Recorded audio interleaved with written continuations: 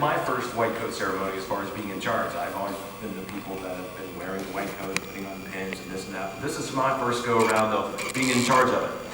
So what I did was, you go to a lot of different organizations and presentations, and they will bring up the history of that from some of the giants of the profession. So I was able to do article searches, which we're learning in research class how to do. So I was in the Journal of Physician Assistant Education, and I was able to find a couple of articles that I think are very helpful. So I'd like to tell you that. I'll read a few comments from Tony Miller, who's, I think, probably one of the prominent physician assistants. He now works at the Physician Assistant Education Association. Used to be a PA educator. And then I will be reading a poem that was by Sherry Stolberg. Sherry Stolberg was also prominent in our PA program. She was one of the original consultants for our physician assistant program. So I'll be reading some things from her as well. So we'll start out, give you a little bit of the history, a little more serious, and then after that, we'll try to make a few flippant comments, which I think will be helpful to you, but also we'll mix it up just a little bit. So this comes first from Tony Miller about the historical significance and the origin of the white coat. It says, in this issue, Sherry Stolberg shares her perspective of the meanings on the white coat ceremony, which is becoming a rite of passage in many physician assistant educational programs. The white coat ceremony was initiated at Columbia University College of Physicians and Surgeons in 1993 with the support of the Arnold P. Gold Foundation. It is estimated that over 90 U.S. medical schools now conduct white coat ceremonies. It was thought that the choice of white for the lab coat was made in the late 19th century to symbolize new hope, since advances in medicine meant that hospitals were no longer a place patients were sent to die. That's a good thing.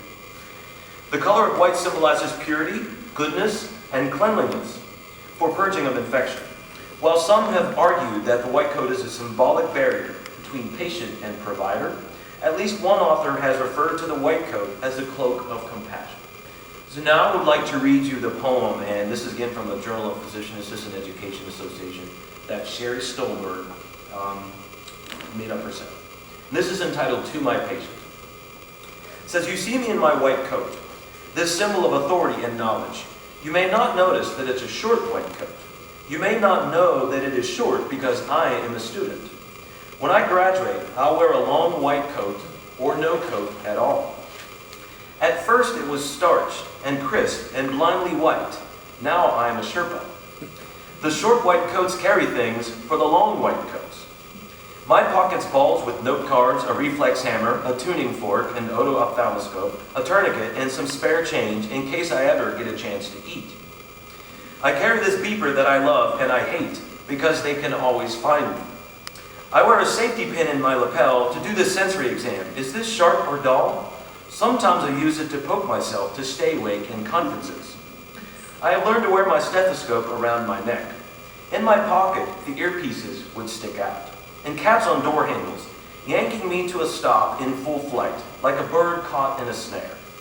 I carry lots of extra pens for the long white coats to borrow and not return. I have pens advertising medications I've never heard of. Maybe I want you to know that I'm a student. Maybe you won't expect too much or ask me questions I can't answer, which you're all going to relate to very soon. Maybe you'll forgive me when my hands shake and I can't get the IV on the first stick, or when I'm the fourth person to do your history and physical, and if you can relate to that. Maybe you want me to be a PA student because I will sit down and listen to you. Because I'll notice that even if I'm nervous, you're really afraid. I'll remember that I'm wearing a white coat, but you're wearing a silly blue gown with no back. I get to go home at night or in the morning, exhausted though I am, and you have to stay here, sleepless in your bed of uncertainty. Every day I will try to see beneath your symptoms and lab values and connect to your humanity. Every day I will wear this coat as a symbol of my commitment to care for you.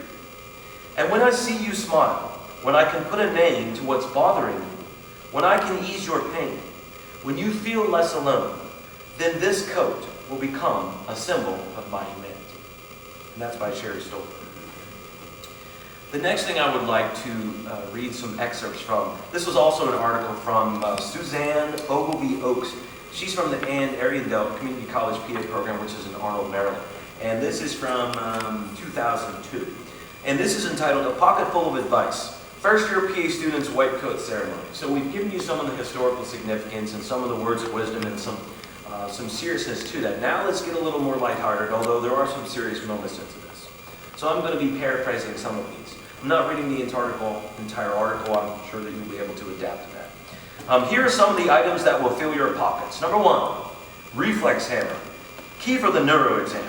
Also handy for tapping ice off your windshield on a blustery day. Used for a gentle rap over the temporal bone to help you retrieve that piece of information you cannot recall at that crucial moment when your attending asks that impossible question, such as, what exactly is the difference between acute angle closure glaucoma and open angle glaucoma?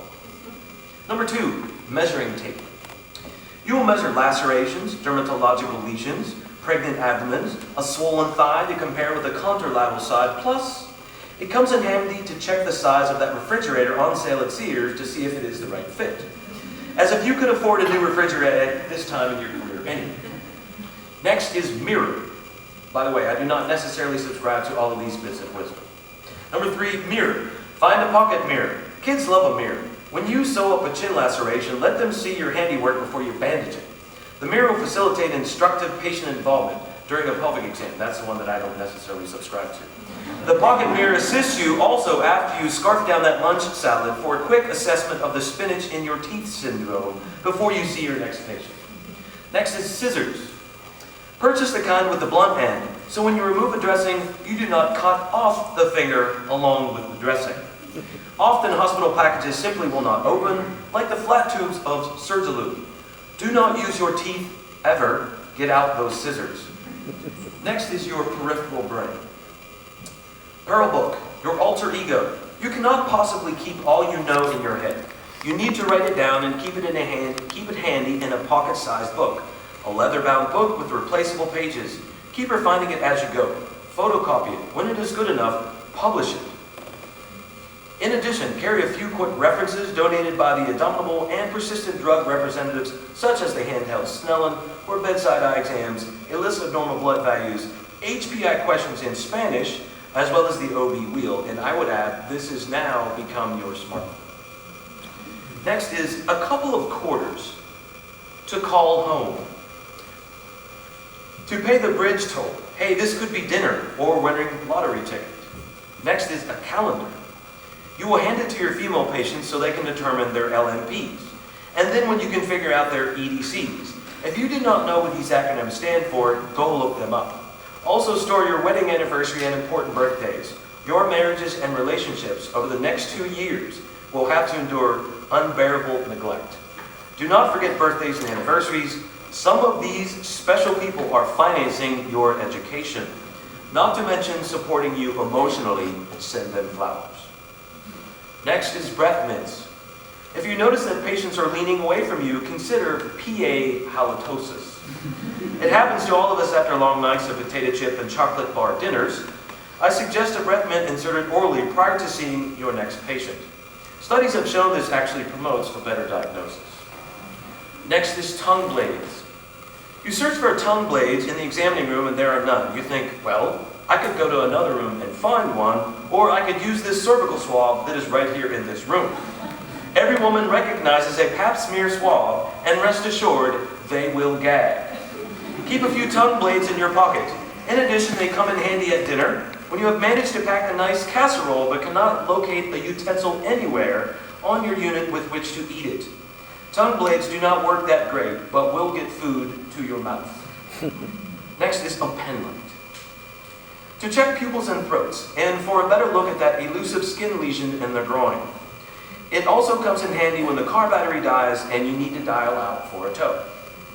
Next is picture of a loved one or loved object, and you're all going to need this. Put this picture in your pocket so you can retrieve it at those moments when you have mentally lost it. When you are over the edge, peek at the picture to ground yourself, to provide the perspective you need. And next, a few more serious comments now. It says, now this is not all. The other things that you need to consider and that you need to know are, number 1, courage. Go boldly where few have dared to venture. There are going to be many times in your education where you're going to be questioned, and you're going to be questioned, and that's going to be unnerving at times. Sometimes you'll give the right answer, and those are the good days. There will be many days where you give the wrong answers. That's where that little callus that will develop in the back will become a little thicker, and you will move on and progress. Next is endurance. Your hours will be long. Your mental and physical capabilities will be stretched to the max. And next is humility. To take a set of symptoms and physical findings and arrive at a correct diagnosis is an awesome and humbling undertaking. Go about it with an intelligence and calm that will be communicated to your patient. Next is kindness. Think about the patient's comfort. Are they warm enough? When did they last have a bite to eat? Are they in pain? A handshake at the beginning and the end of the interview goes a long way. Joy and love. Love your work. Wear this joy on your sleeve. Everyone will see it and want you to be their practitioner. Finally, and I subscribe to this personally and try to engage on a relatively regular basis, my wife may or not agree that I'm successful with this, it's called a sense of humor. Do not forget to laugh at yourself and lighten the day. People simply like you better when you smile. So she finishes up. So here you are. Your starch jacket's stuffed.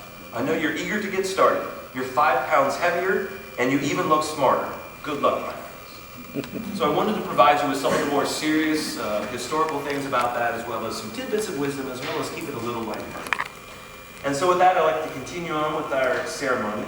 And what I would like to do is introduce our guest speaker. Our guest speaker